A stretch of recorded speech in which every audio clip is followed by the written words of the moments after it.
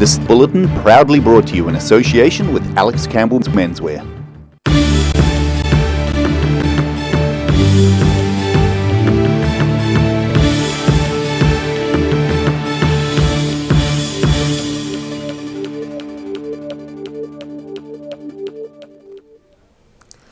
Kia ora, good evening. Welcome to the South today. I'm Daryl Baser. New Zealand is halfway through the COVID-19 lockdown. The Ministry of Health says there are only 50 new cases nationwide reported today, even fewer than yesterday's tally. And the Prime Minister says the country might be turning the tide in the fight to contain the coronavirus. And that's not the only good news. Dunedin is officially the home of the world's steepest street again. But for more about that, you'll have to see tomorrow's ODT. Things are changing in New Zealand as this global pandemic continues to spread, and the South today isn't immune to the issues facing the nation, as we all band together to stop the spread of COVID-19. We at Allied Press thank you for your viewership and understanding at this time, as New Zealand joins the rest of the world in doing everything possible to reduce the impacts of the deadly virus.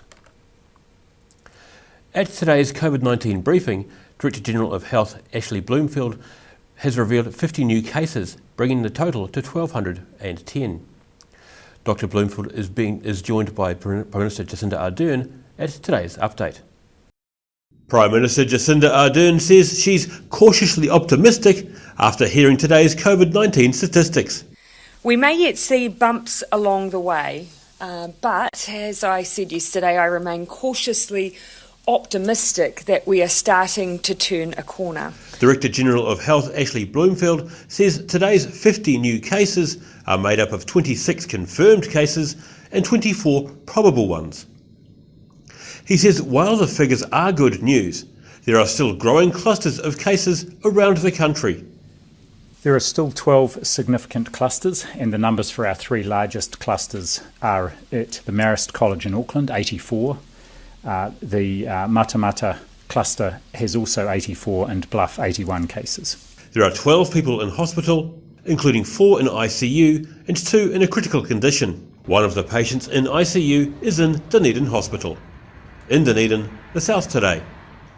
Earlier today, I caught up with Dunedin clinical psychologist Dr Kumari Valentine, who has some sound advice as New Zealand reaches the halfway point of the nation's isolation period and try and halt the spread of COVID-19. So the nation's halfway through lockdown. How do you think people are coping so far? I think that there are a broad range of ways people are coping, to be honest. And it's hard to get an average coping response style. I think that there are people who are taking it in their stride. And I think the response from the public, and that most people are doing what has been advised, I think means that most people are taking this in their stride. People pre-existing who are finding difficulties exacerbated. I think there are people with difficulties who are actually getting a relief from the kind of expectations, the pressures that might normally surround them. And I think there are people who are struggling with the increased isolation, loss of jobs, difficulty financially, and difficulty obtaining what is essential for most of us. Excellent. And what do you think is the best tip for people getting through the next 2 weeks? I think that on the whole, we have very high expectations of ourselves. And I think there is a kind of pandemic productivity buzz that is going around, encouraging people that during this time they take up a second language, become proficient in yoga, juggle a house, somehow triple their income, and do all manner of crazy things.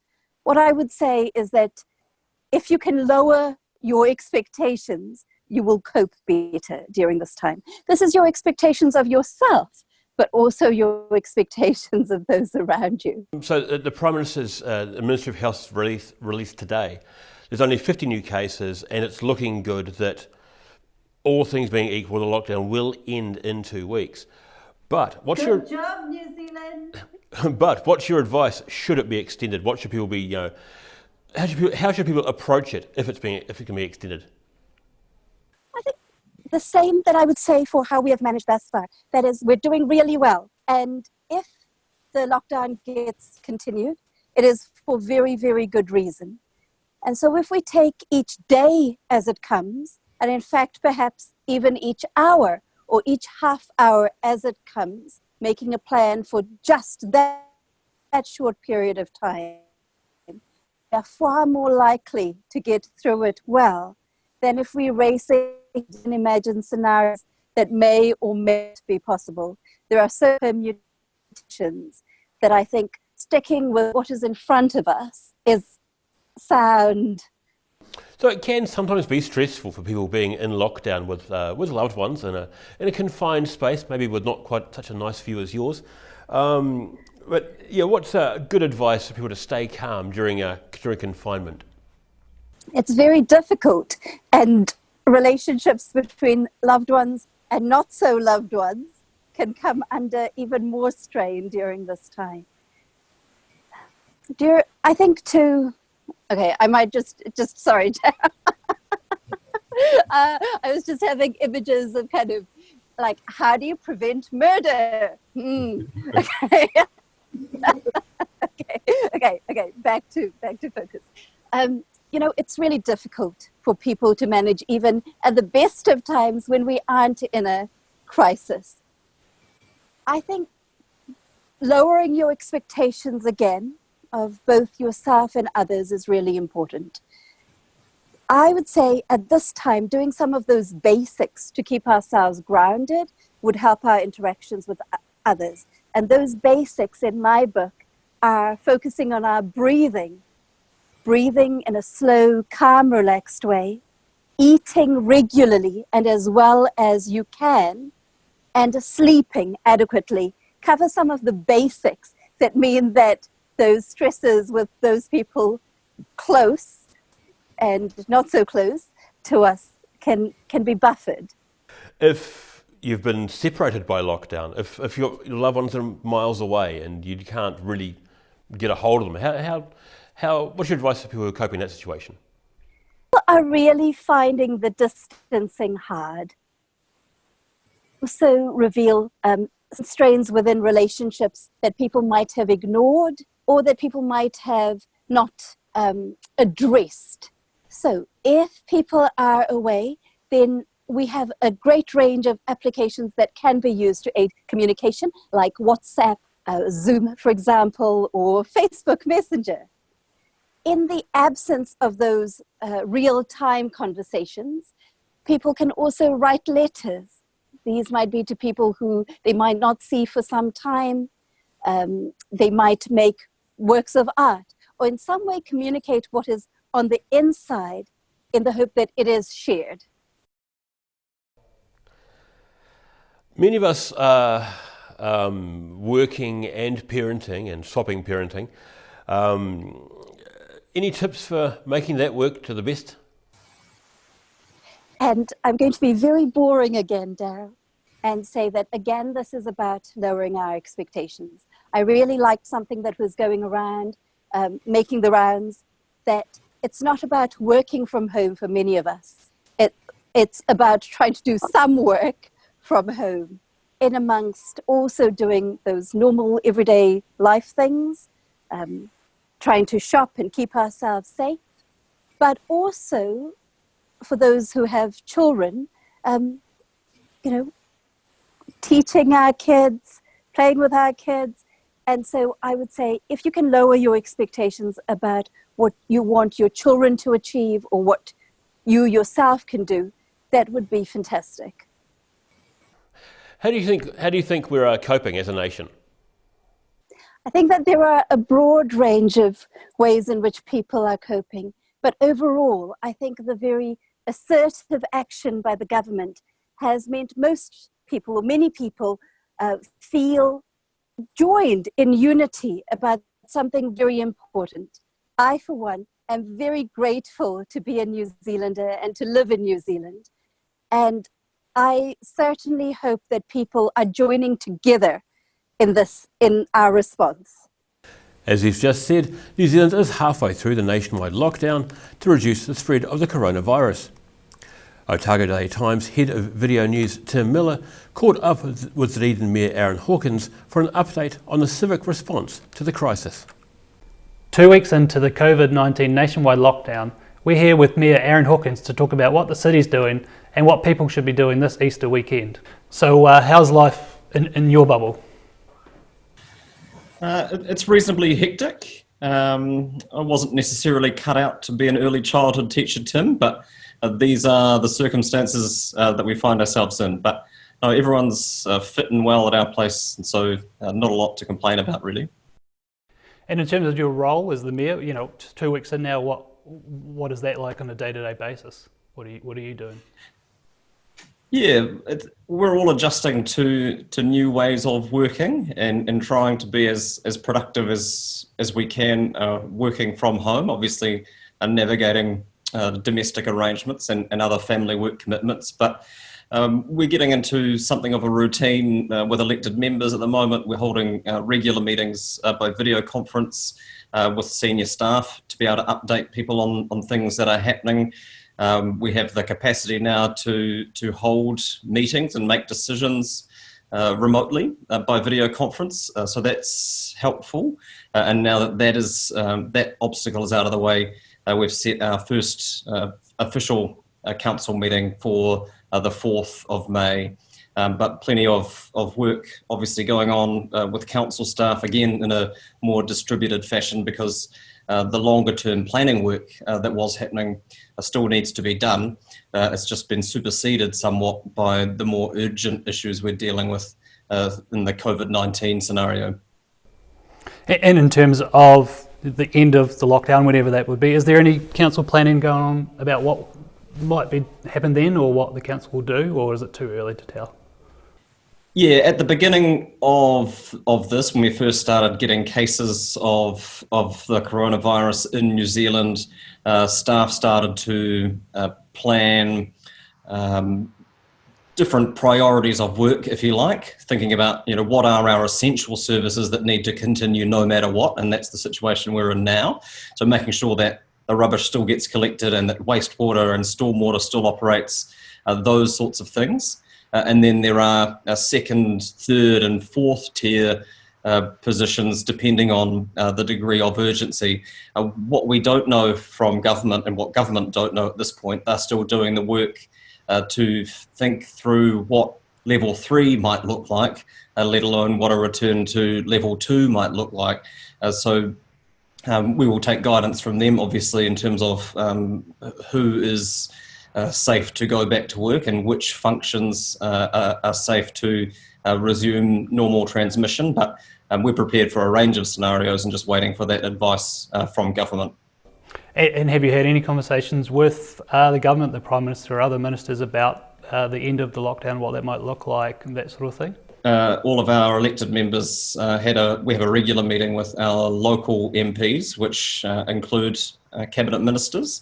And so we met last week to talk about a range of things in terms of how the response is being managed. But one of the things that we discussed was the risk, I suppose, of different alert levels being implemented in different parts of the country in terms of more targeted regional approaches to containing the coronavirus. Now, I'm absolutely supportive of a targeted approach if that's the best public health outcome. I don't think we have any reason to question that.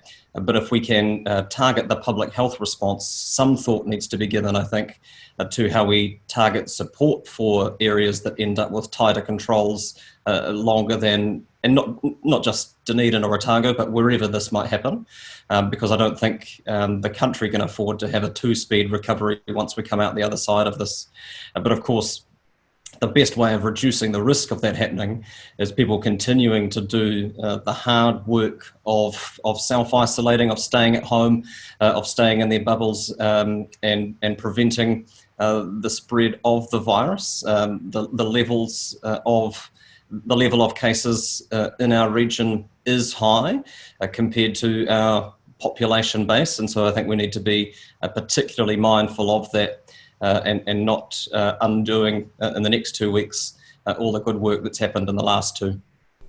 And what about the council? Is it considering any financial support or things it could do, rates freezes, for instance, or deferring projects over a longer term, that sort of thing? So there's 2 things. One is the rates that are due in this, the last quarter of this financial year, and we're certainly looking to support people who are struggling to come up with options that work for them, because we know that for a number of households and businesses, this is a particularly anxious and a particularly difficult time, and we'll take a humane approach to that rather than a punitive one, and want to work with people. So would urge people to pay what they can and work with us to figure out the rest. In terms of what happens from July and the annual plan process, staff are obviously revisiting the budgets that we approved through the draft budget process in January. It looks highly unlikely that it will be approved unamended. This will affect not just council's revenue, but also our expenditure lines. There are a number of assumptions that we made going into the draft annual plan process that no longer hold in the current environment. So there'll be a review of the budget, obviously, and then we'll be presented with a range of options as to how to resource that, whether that's through reducing the rates burden, increasing borrowing, deferring any capital projects that don't need to occur in the next year. There's been a lot of discussion around the major capital projects that have been approved in the long-term plan process, and it's important to note that very few of those are scheduled to occur in the next financial year. So our focus at the moment is on the 12 months from July the 1st, and some of those other bigger decisions and bigger discussions will be had through the long-term plan process over the next year. Okay. Things like the George Street upgrades or the tertiary precinct, that sort of thing, does that mean they're still on the council's plans and they'll be looking at different ways to fund those going forward, that sort of thing? Yeah, that's right. And it's important to note in particular around the George Street work that the catalyst for that work is the fact that we have to dig up the streets and replace ancient below ground water infrastructure that's long overdue for replacement. And then, we've taken that opportunity when the road gets reinstated to rethink how we might want that part of the CBD to function. And so that's the catalyst. That water infrastructure work has to happen, and that will be disruptive. It was always going to be. But that work certainly isn't something that I think we can afford to postpone. Whether or not now is the best time to be investing money into a connection to the steamer basin in a commercial environment where the private investment from hoteliers or the university or other parties is perhaps less likely in the short term than it was 6 months ago. That is a capital project, the bridge connection that sits in next year's budget through the long-term plan, and I think those are the kinds of things that are worth thinking about, whether you want to not so much scrap projects but defer them till you get a better sense of what the longer-term economic picture is. And so I think the long-term plan is the natural place to be able to consider those competing demands more holistically. What will COVID-19 change about the way we live in Dunedin and Dunedin itself? Just your thoughts on that. Yeah, it's a very good question. I think there are a lot of unknowns ahead of us, and some of them are known unknowns, and some of them are unknown unknowns. And until some of those start to resolve themselves, it will be difficult to know what it is that we're facing when we come out the other side of this. I mean, it seems clear that for some industries, we won't see a return to the way things operated prior to this. The future of international tourism, of the aviation industry, of the cruise ship industry, all of these things are big questions that, not just Dunedin is facing, but the country and the world, if you like.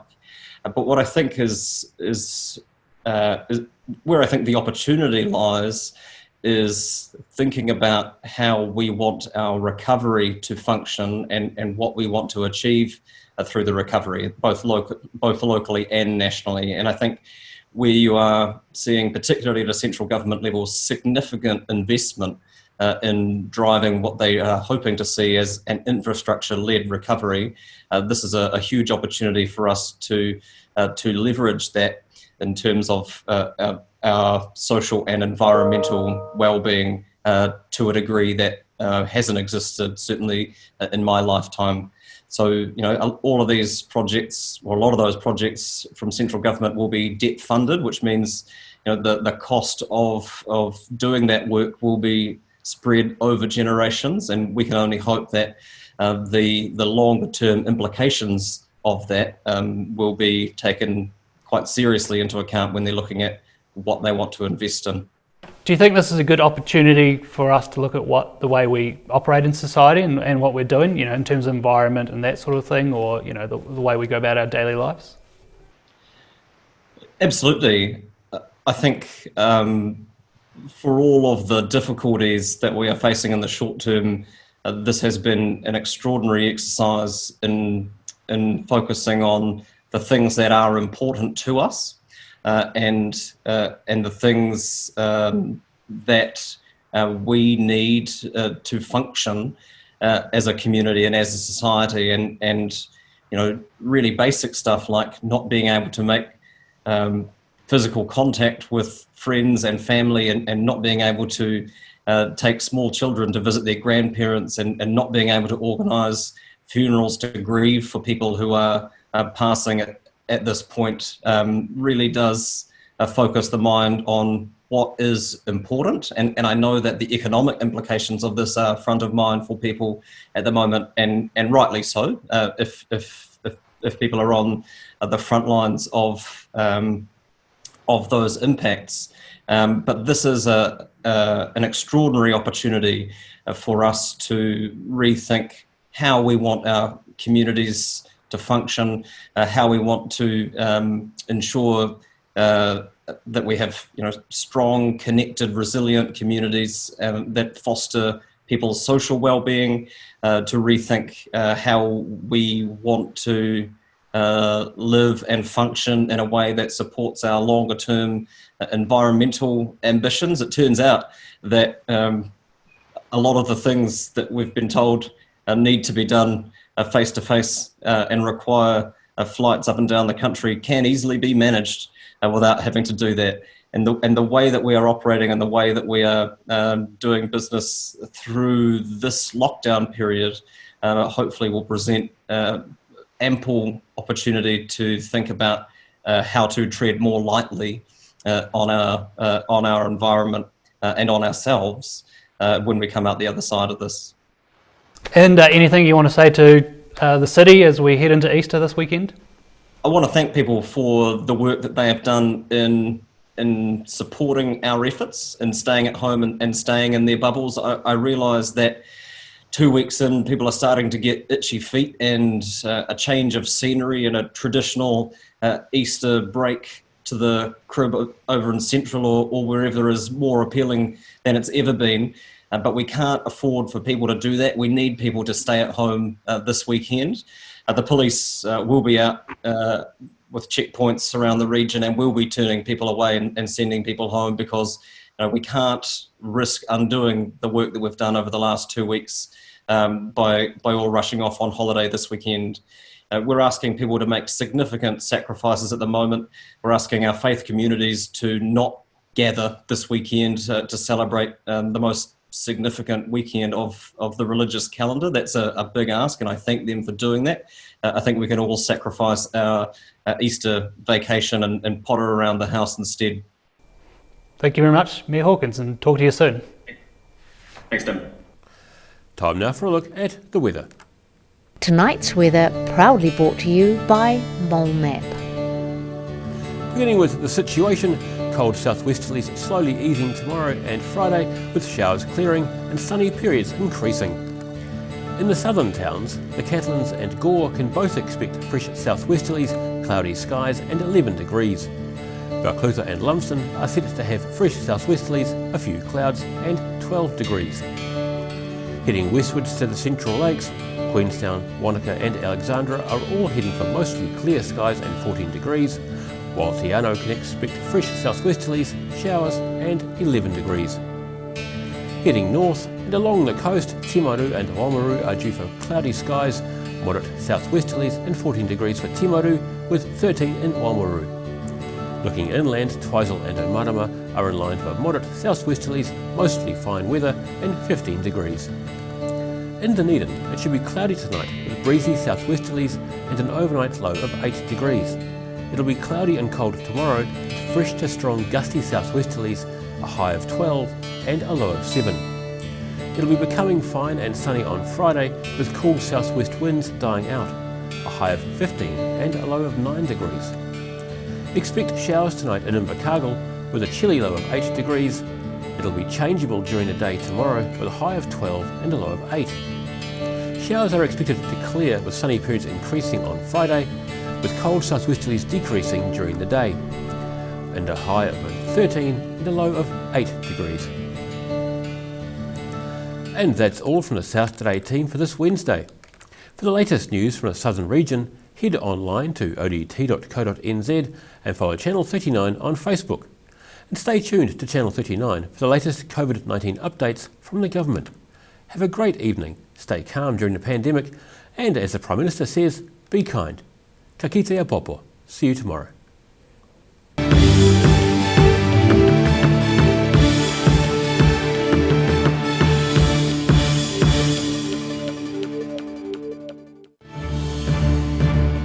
This bulletin proudly brought to you in association with Alex Campbell's Menswear. Supporting local content so you can see more of New Zealand on air.